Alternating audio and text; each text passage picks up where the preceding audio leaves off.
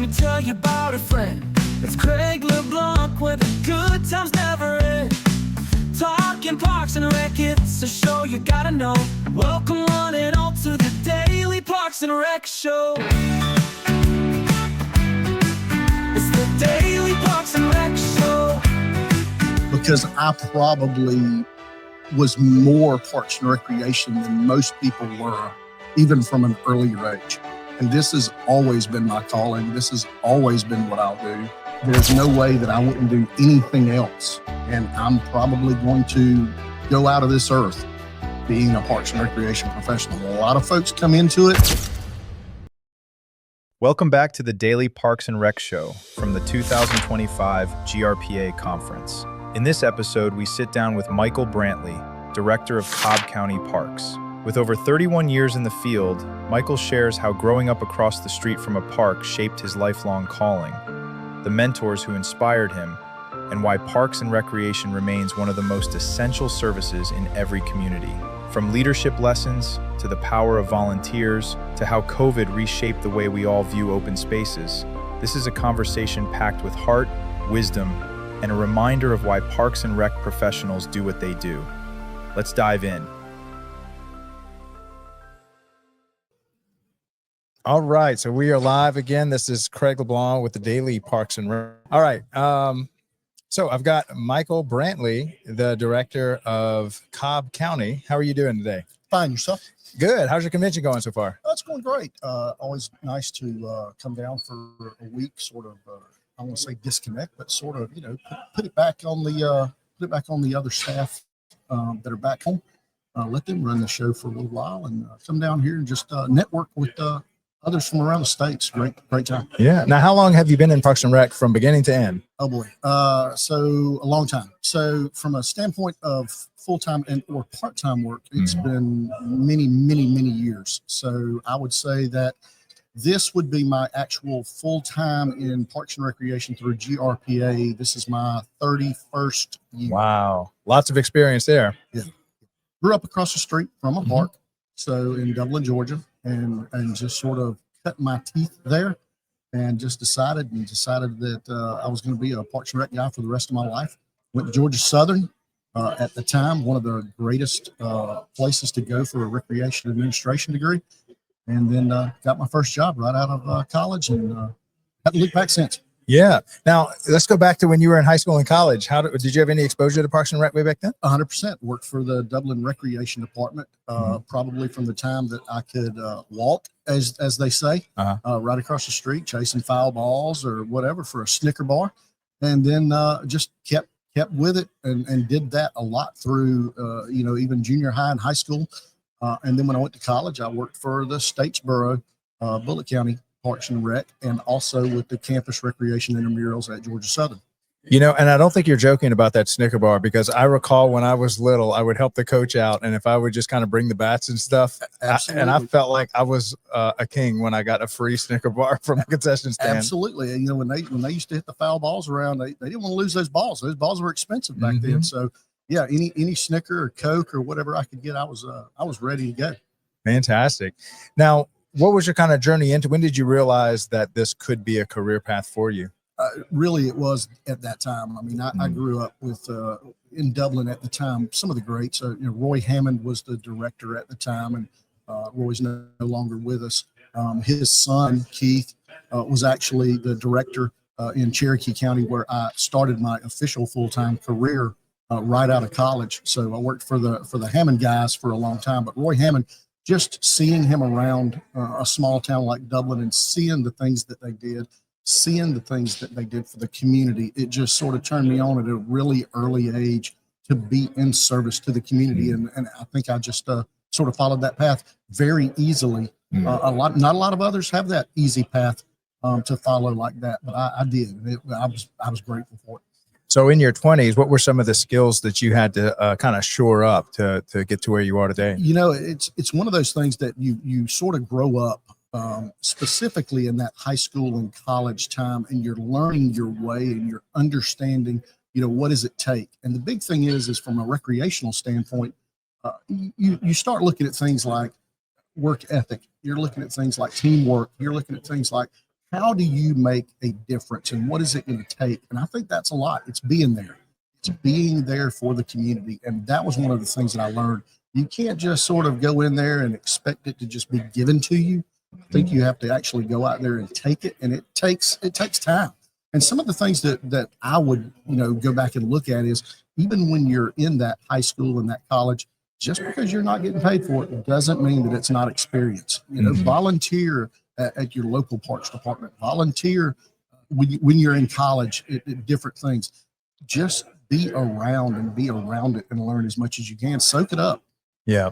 And shout out to Veronica. Thank y'all so much for lending her to us. She has done a great job. You got a little all-star there. It's one of those things one of the things now that I look at is looking at staff that we hire in and what they're going to be in the future. And, people like that, that's one of my greatest things now is to get to look at that. I'm much less of a recreator now than I was 25 years ago. Mm-hmm. I am a lot more of a trying to be a manager of a large department, a lot of staff. But one of the things that I think about is being, where is that staff going to be in 10 years? Yeah. I may not be here 10 years from now. Where's that staff going to be? I want to look at them and see which ones are the ones that need to be given a little extra push, or the ones that don't need an extra push, and go, that person's going to be somebody. Yeah. And, a lot of career paths, unfortunately, they kind of put you in a grind and you're really not growing as a leader, but not so in Parks and Rec. Really on day one, you might find yourself in charge of a senior center in your 20s. But what are some of the leadership opportunities that this industry offers to really everybody that steps into it? I think that's one of the things is you can work either individually or as a team so well. And you learn that in different parts of Parks and Recreation, whether you're running your own program, whether you're trying to start a summer camp, whatever it be. You can do things individually, and then you can do things as a team. And that you learn a lot of that specifically early on. Yeah. And then as a professional, talk about the volunteers that you end up working with, that it's not just about working with the staff, but the part-timers and the volunteers. You have a lot more people to lead. There is no way that anybody in our profession can do anything without volunteers. There's just no way. It really is the lifeblood of our departments, even nationwide. It's one of those things that we need them to continue to put the programs on, to continue to, pull the invasive weeds on a Saturday at a park because we just did not have the resources to do it. They are the lifeblood, again, of our departments. And we work with many. We have about 20,000 volunteers that we work with on a yearly basis, whether it be teen moms, whether it be coaches, whether it be folks in our natural resources, folks in our arts units. It's just something that we need them to do it because we just couldn't do it all. Yeah.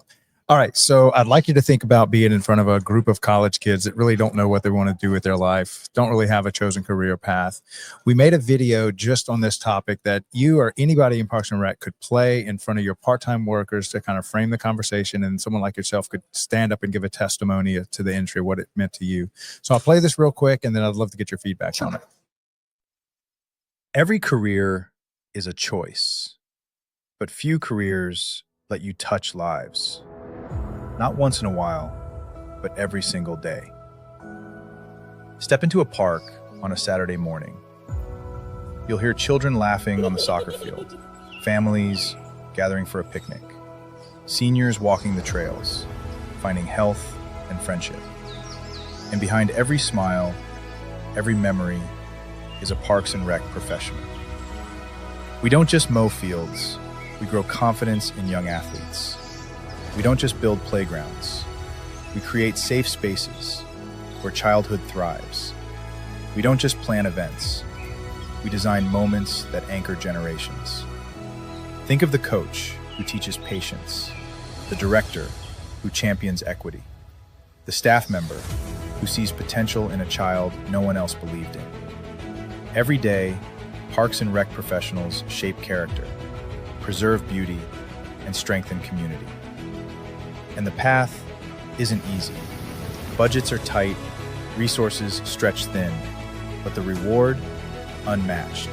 Because what you give comes back in legacy, in healthier communities, in lives forever changed. So why dedicate your life to Parks and Recreation? Because here, your work never ends.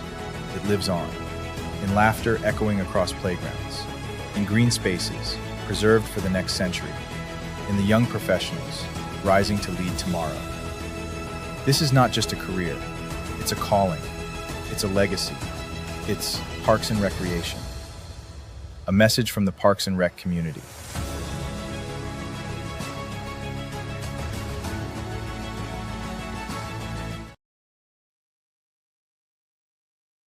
What did you think of our video? And then what testimony do you have for young professionals? I would say very powerful.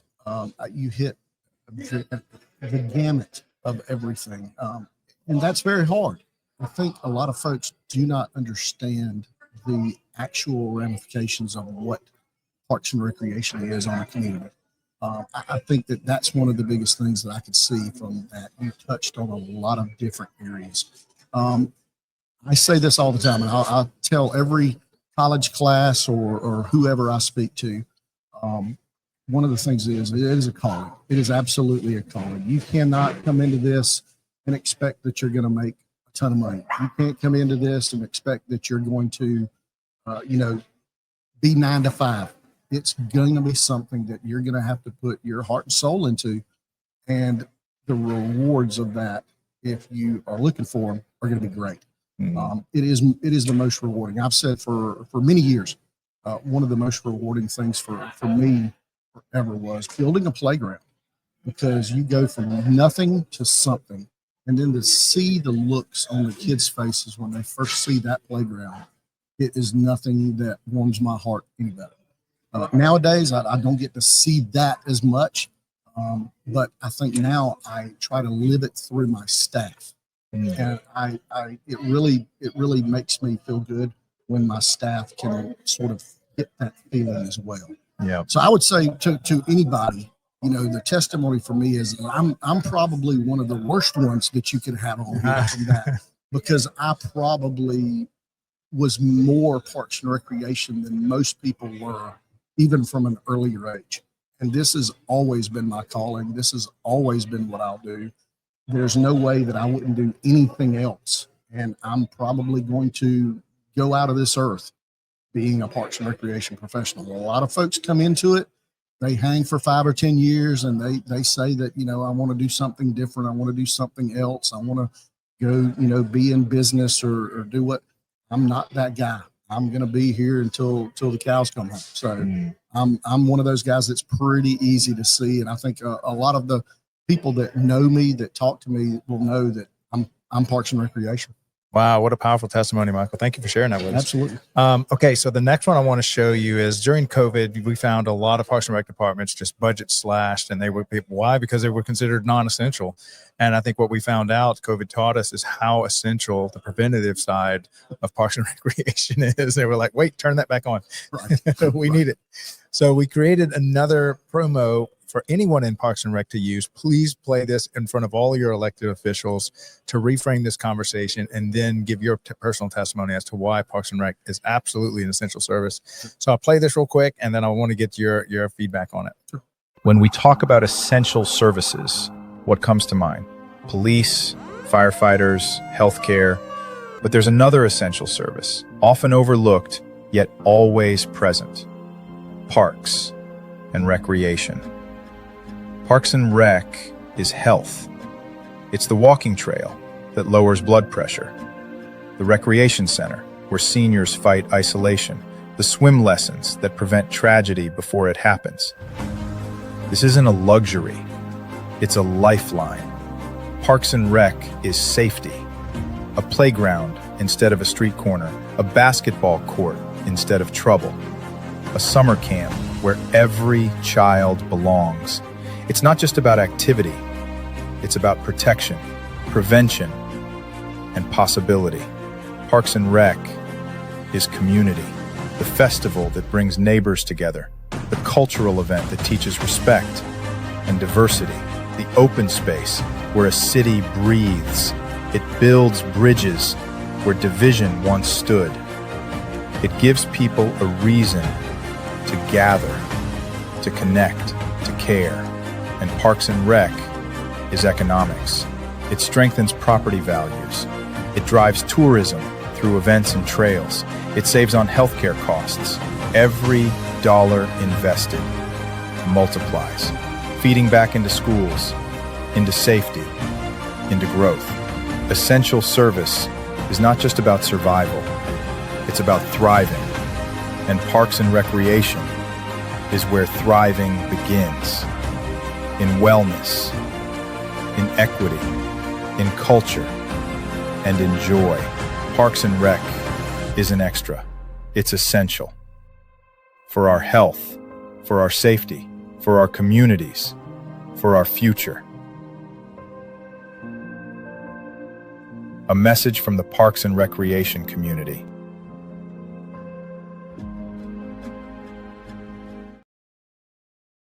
Parks and Recreation, such an essential service to our community. You know, that video speaks for itself. You brought up COVID, and I think that from a Parks and Recreation standpoint, I think a lot of the Parks and Recreation community found out just how important we were at that time. You know, you mentioned it.